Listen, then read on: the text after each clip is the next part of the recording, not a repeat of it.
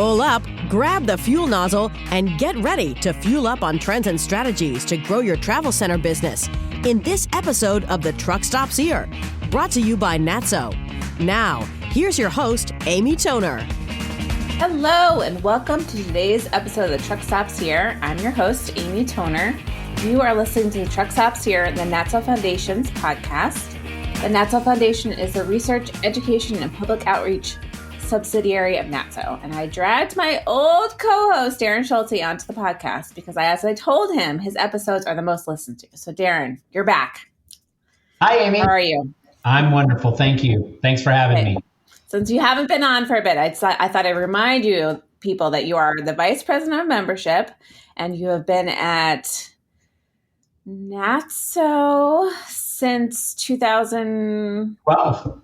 11 Okay. years now. And prior to that, you worked for Love's and Petro and Barjan and a whole slew of Truckstop powerhouses during operations or merchandising. And my normal spiel is that you visited hundreds of truck stops. Do you think that needs to be thousands now? It's probably is thousands. Yeah. If you certainly include when I was in operations and merchandising of those old companies, but my time with Barjan and TSC Global and now NATSO, it's definitely in the many hundreds just in the last 11 years, just here. Exactly. Yeah. Okay, so we're going to talk about what's wowed you lately for all those visits. Let's just start there. What's wowed you lately? So this might surprise you, Amy, and might surprise listeners, but the thing that's wowing me is the sheer number of companies that are either one entering this space or two building. I should say, at least in my 30 plus years, I've not seen anything like this. There are, whether it's an independent operator who's, again, entering this space, or it's the regional players from the convenience store area that are getting into this space, and or even now big oil with the recent purchase of Petro BP. It is incredible to see. There just a few short 10 years ago, there were portions of the United States where you could drive for maybe 100, I'm not exaggerating, maybe 100, maybe 200 miles and not see a travel center.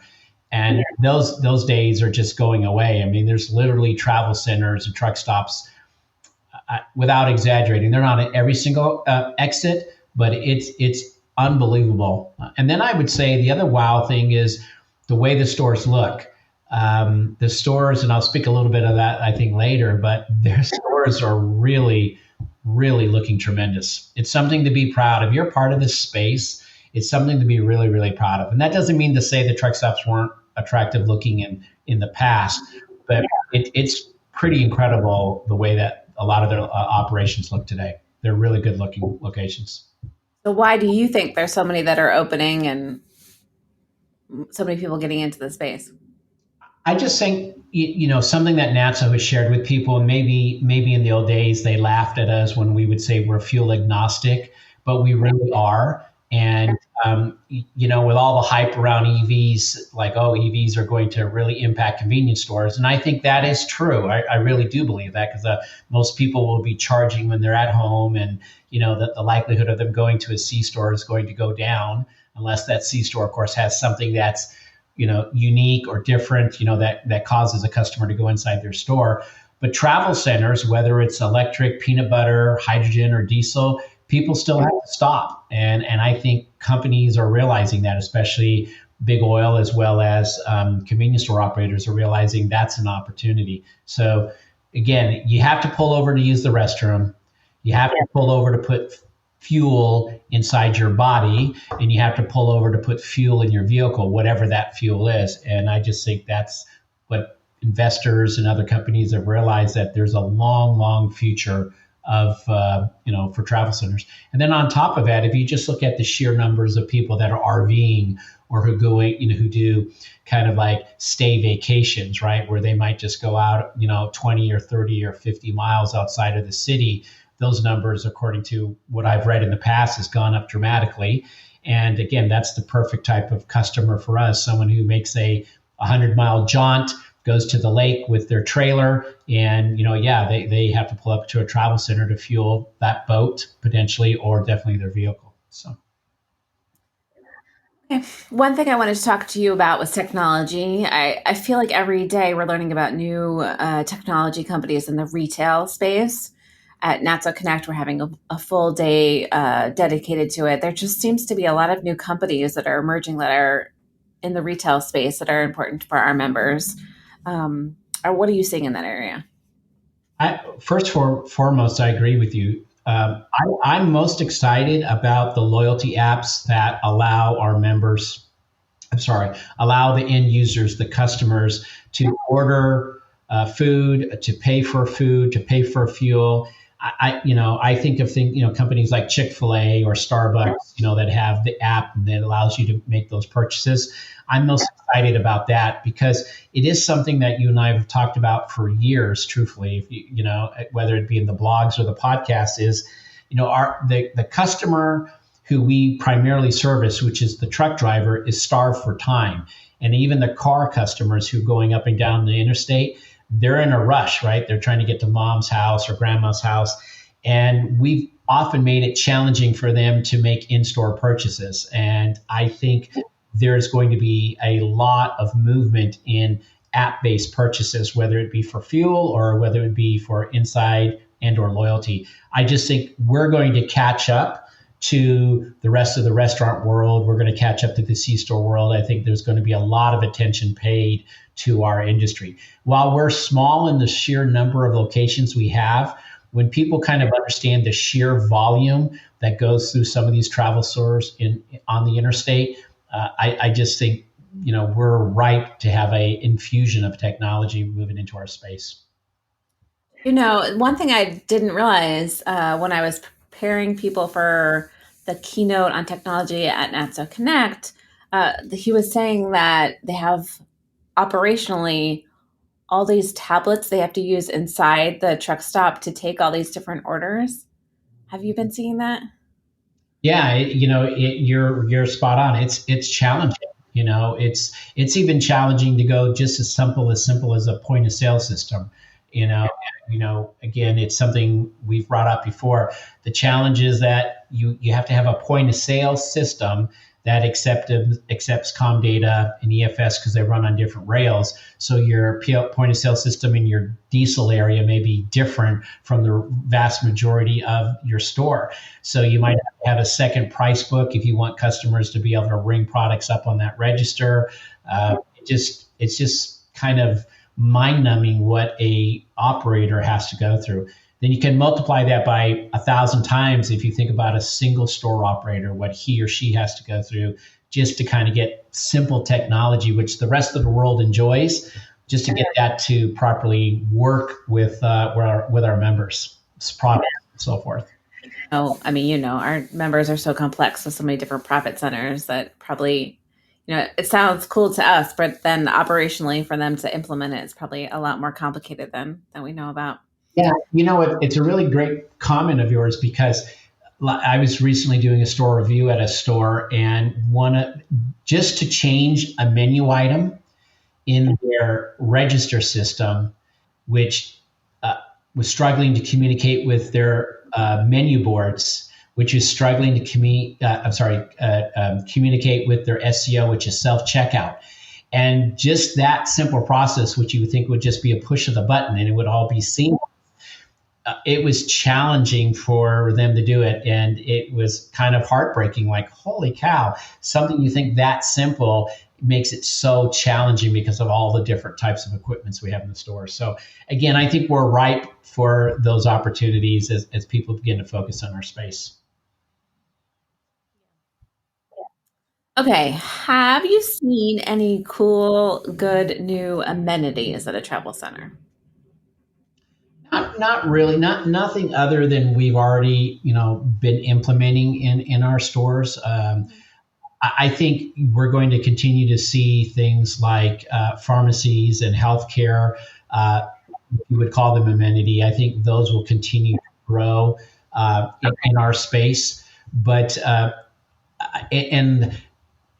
I think the members are looking for ways to finally monetize their parking lots and looking at ways to do different things in their parking lots when they're not busy. It is something that maybe in the past we hadn't spent a great deal amount of time, but I see more food trucks in the stores than I've ever seen before. I see more usage of the parking lots. Again, not per se it's an amenity, but I see a lot more usage. We have folks out there that are like, in some of the Vegas locations, they have shuttle buses now that take the drivers that park there in the weekend down to the Strip in Las Vegas. We have others, folks that are close to lakes, that are now offering the ability to take a shuttle down to a lake and go fishing. We have some members out there that have bikes, for driving around the town and or walking paths and things like that. And again, those are things that have been going on for a long time, but it does seem that more people are trying to embrace ways to figure out how they really maximize their property. Okay. So as we said in the beginning, you've visited hundreds, if not thousands, of truck stops. And we have so many of those as NATSO members. Anyone just really killing it lately? Yeah, so I have to say that you have to give kudos to Quick Trip with a K. They certainly, were a top performer in this recent survey that came out from Trucker Path. They had 3 locations in the top 10, and that's really quite impressive. So, kudos out to Quick Trip with a K. When it comes to speed, you got to look at Quick Trip with a Q. They just kill it with speed. When I'm in their stores and I talk to customers, people are just so impressed, and they have a long history of that they just kill it with speed. I mean, it is amazing to see, and it's in their culture. Whether you're traveling with a vice president of their organization, and if it's busy, that person's going to jump behind the line and work on the register. It's really, really impressive. Food, Port Fuel Center. If you want to know what really quality food tastes like, that comes out of essentially a hot served box, for lack of better words, I just don't think there's any better food in the U.S. at a truck stop than Port Fuel Center. If you like a catfish, for example, a catfish sandwich, they do a shrimp poor boy.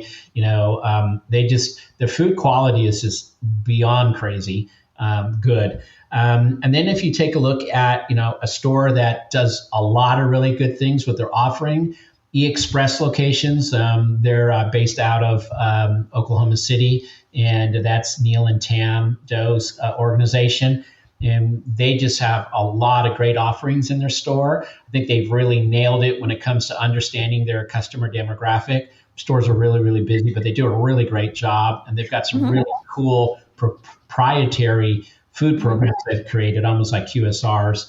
So, and then you've got to really, I think, look at, if you want to get like totally like blown away by a store, there's Racine Petro. Yeah, right? Yeah, the Racine Petro is just a sight to see. The work that Michael and his brother and the family has done remodeling that location, it's so impressive. And then I think you also have to shout out kudos to both Loves and Pilot as far as what they're doing with their gasoline programs.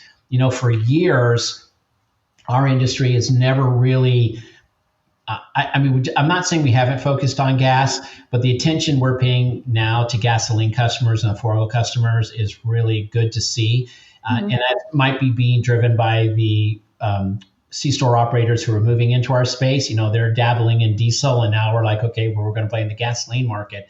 So there's some really neat things that they're doing with their loyalty apps and their discounting on gasoline. And I think that is going to be really good for the industry, because it's going to cause all of us to really take a look at that forecourt and how we message and we market out there and how we drive those sales inside of the store. So, love it. We have so many great members. Okay. How about questions? I always feel like when I want to know what's going on in the industry, I ask you what people are asking. What are people asking you? So paid parking, that's something that's near and dear to my heart. Yeah. And I think the tide is turning. So people are asking a lot of questions about paid parking. I mean a lot of people. So that's kind of near and dear to my heart, and I'm happy to hear that that's now on the discussion with members. Another thing is folks are talking about is labor.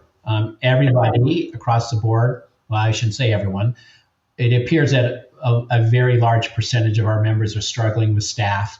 So there is a lot of questions about staffing. And what's interesting is also how to redeploy the labor when it's in the store. So the idea of looking at other ways to use the labor differently.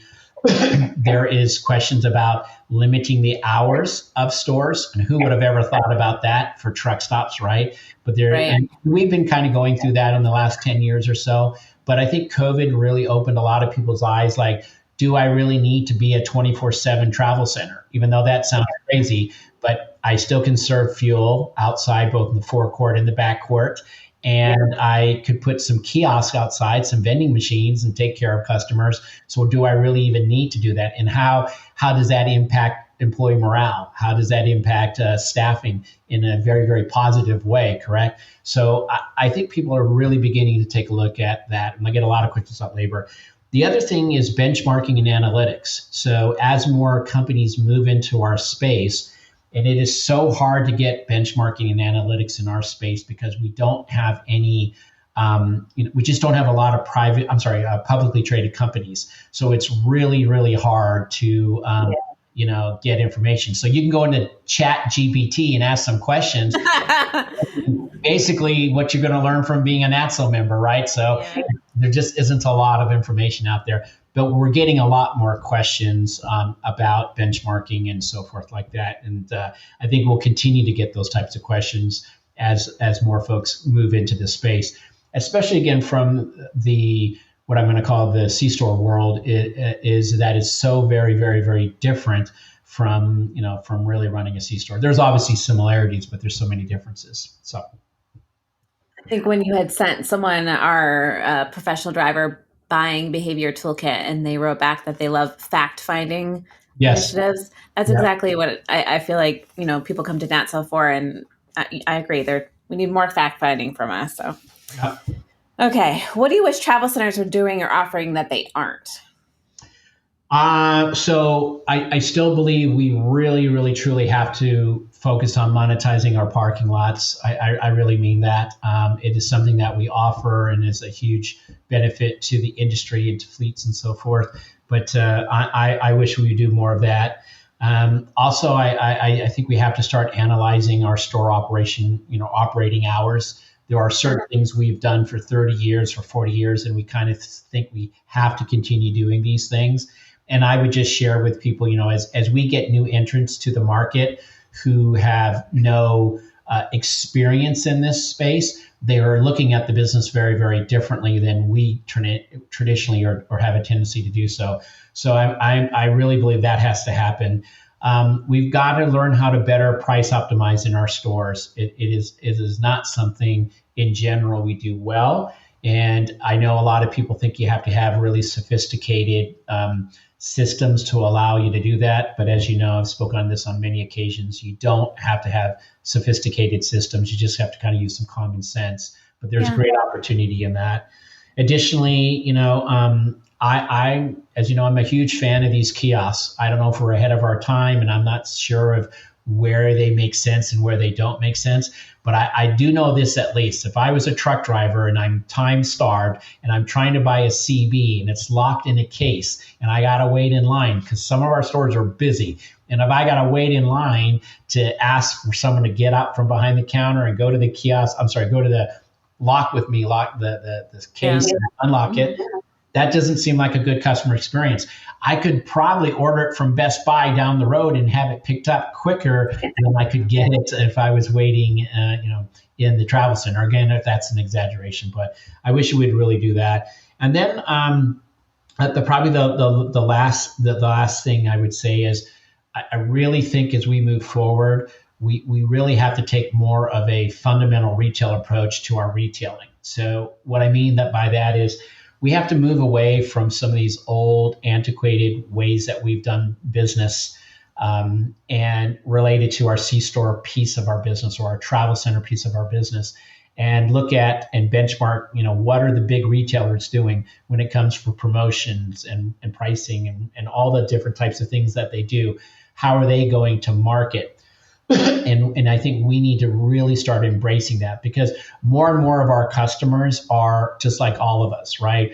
the professional driver is home more often. He or she has more access to technology. He or she has the ability to order stuff on their phone. So I think the more we stay in that old antiquated way of going to market and doing what we call retail, I think the more problems we're going to have in the future. So. In the future, my last question was, what is in your Truckstop crystal ball? What are you seeing in the future, Darren?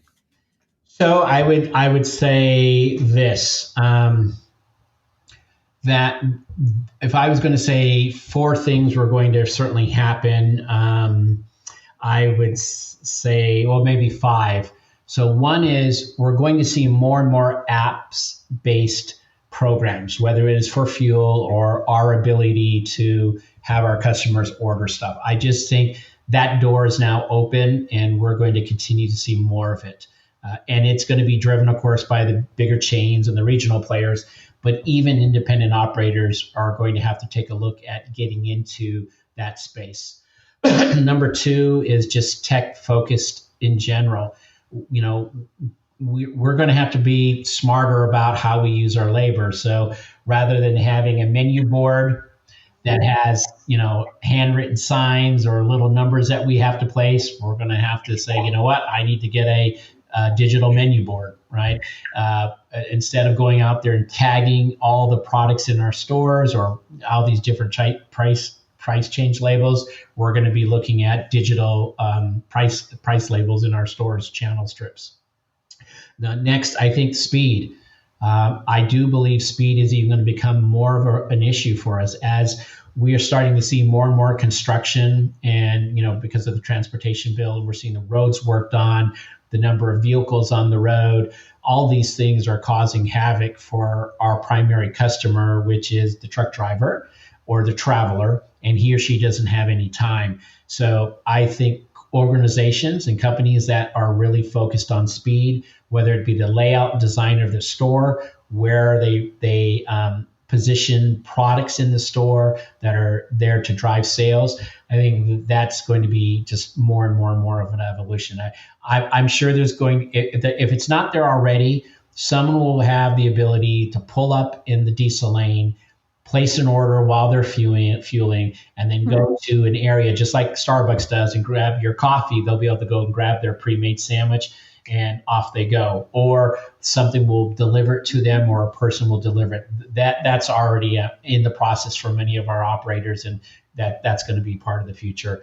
The last thing I would say is the traditional truck stops are going to have to really focus on the forecourt customer. As again, more people are entering this space, the pie is really not any bigger, but there's more people eating at the pie. The one pie that is big is gasoline in our space. And I think traditional store operators, truck stop operators, are going to have to realize you're going to need to be in that gas game, right, wrong, or different. You're going to need to focus on it. I'm so happy you came on. Thank you, Darren. You're welcome. Thank you for having me. I really did enjoy this. So. Thank you for listening to today's episode of The Truck Stops Here. You can find us online at natso.com/podcast. If you have any questions, or if you want Darren back on the podcast, reach out to me at editor@natso.com. Hi. The Truck Stops Here was brought to you by NATSO, the association representing truck stops and travel centers. Visit natso.com for more information. The Truck Stops Here is produced by NATSO in collaboration with Human Factor. Producers are Amy Toner and Darren Schulte.